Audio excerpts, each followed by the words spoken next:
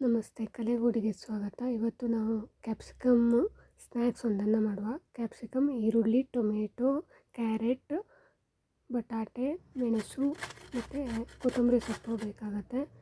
Carrot ಮತ್ತು ಆಲೂನ ತುರ್ಕೊಳ್ಳಿ. ಉಳಿದಿದ್ದನ್ನೆಲ್ಲವನ್ನು ಹೆಚ್ಚಿಟ್ಕೊಳ್ಬೇಕು. ಅದನ್ನು ಒಂದು ಪಾತ್ರೆಗೆ ಹಾಕಿ ಅದಕ್ಕೆ ಸ್ವಲ್ಪ ಕಡಲೆ ಹಿಟ್ಟನ್ನು ಸೇರಿಸಿ. ಕಡಲೆ ಹಿಟ್ಟು ಒಂದು 3 ಸ್ಪೂನ್ ಸಾಕಾಗುತ್ತೆ. ಅದಕ್ಕೆ ಸ್ವಲ್ಪ ಉಪ್ಪು, ಸ್ವಲ್ಪವೇ ಸ್ವಲ್ಪ ನೀರನ್ನು ಹಾಕಿ ಕಲಸಿ ಮಿಕ್ಸ್ ಮಾಡಬೇಕು. ಮಿಕ್ಸ್ ಮಾಡುವ ಮಸಾಲ ದಪ್ಪ ದೋಸೆ ಹಿಟ್ಟಿನ ಹದದಲ್ಲಿ ಇರಲಿ.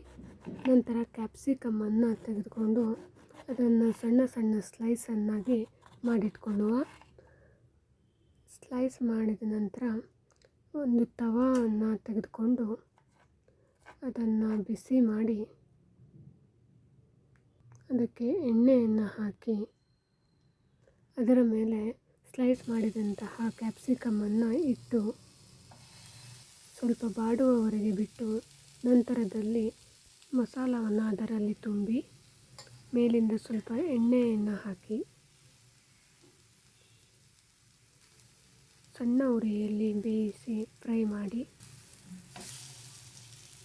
ಕಂದು ಬಣ್ಣಕ್ಕೆ ತಿರುಗುವವರೆಗೆ ಇಟ್ಟು ತೆಗೆದರೆ ರುಚಿಕರವಾದಂತಹ ಕ್ಯಾಪ್ಸಿಕಮ್ ಸ್ನ್ಯಾಕ್ಸ್ ರೆಡಿ. ಇದನ್ನು ಪುದೀನ ಚಟ್ನಿ ಜೊತೆ ಅಥವಾ ಹಾಗೆಯೂ ತಿನ್ನಬಹುದು.